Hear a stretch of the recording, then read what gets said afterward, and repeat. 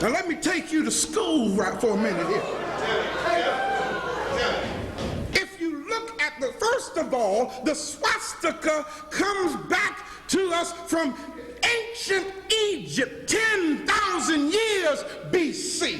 And if you look at the swastika, what you will see, those of you of the craft, you will see 4 squares.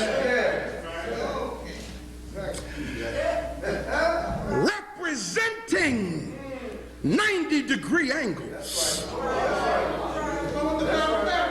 You multiply 4 times 90. You come up with a perfect circle of 360 degrees,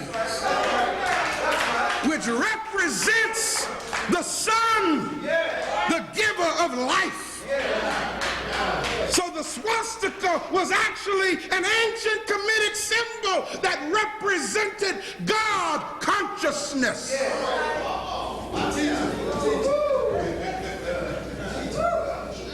Representing Amun-Ra, or God's son. Now I know a lot of folk who hear this ain't gonna like what I'm saying. I really don't give a damn. My job is to tell you the truth, like it or not. If you don't like it, do what you feel you gotta do, but I'm gonna tell it. Because when I stand before the Creator, I'm gonna hold my head up high and say, I open the eyes of the blind by telling them the truth that they didn't want told. Now Hitler has been portrayed by these people as a madman.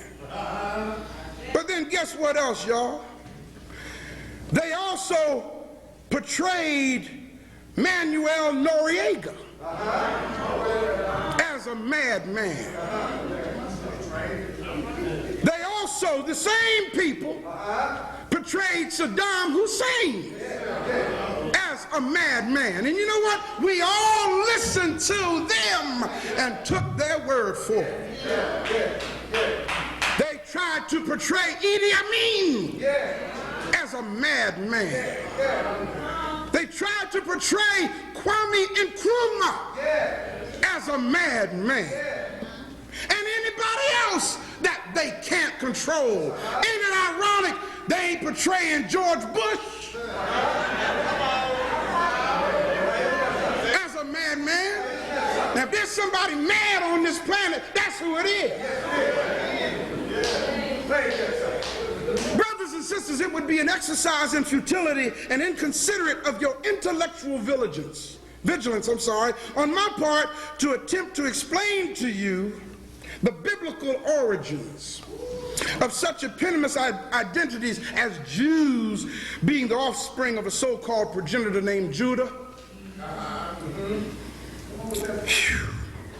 or Hebrews coming from a fictitious character named Abraham, or Ibra, or Israelites being the offspring of some so-called God progenitor named Jacob.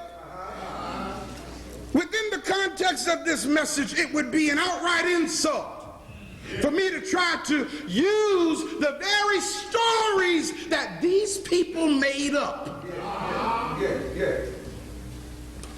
to tell you about who they really are. So if you don't mind, I would like to lean today for my thesis on historical fact.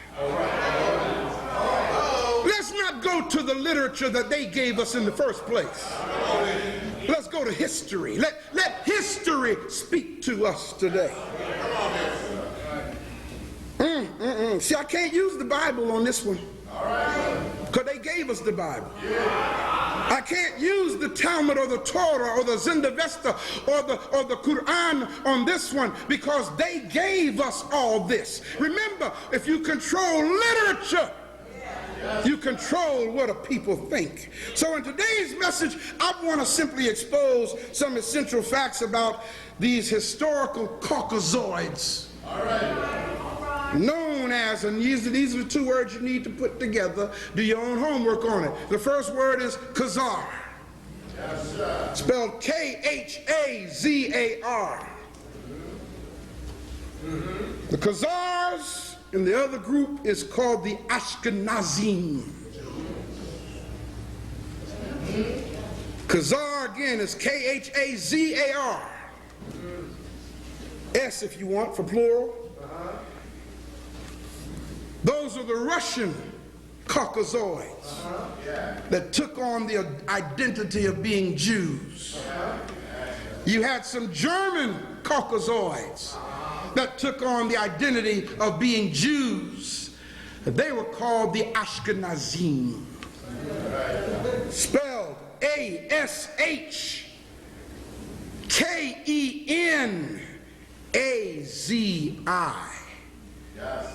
Put an M on it for plural. Let me first tell you about the Ashkenazim. The Ashkenazim, or the Ashkenazi, or the German Jews.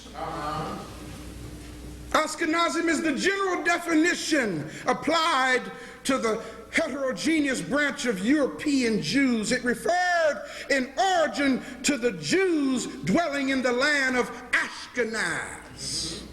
Now let me show you how deep this is. They put it right here. Yes, they did. Because in Genesis, the 10th chapter,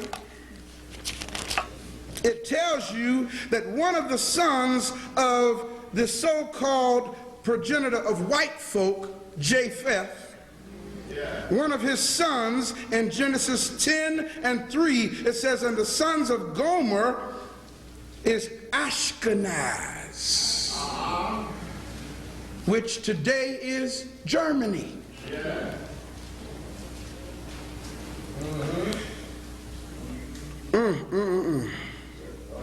Yiddish became the official tongue of the Ashkenazim.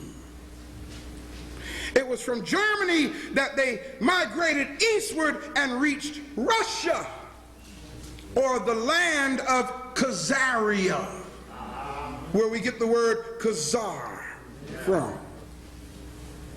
Now check this out, y'all. These people are so powerful that they have falsified medical records and created bogus DNA reports that says that the Ashkenazim Jews are the direct descendants of Jacob. Wow. Well, Pastor, how you know they falsified the medical reports? Because Jacob never existed. So how you going to be a descendant of somebody who didn't exist?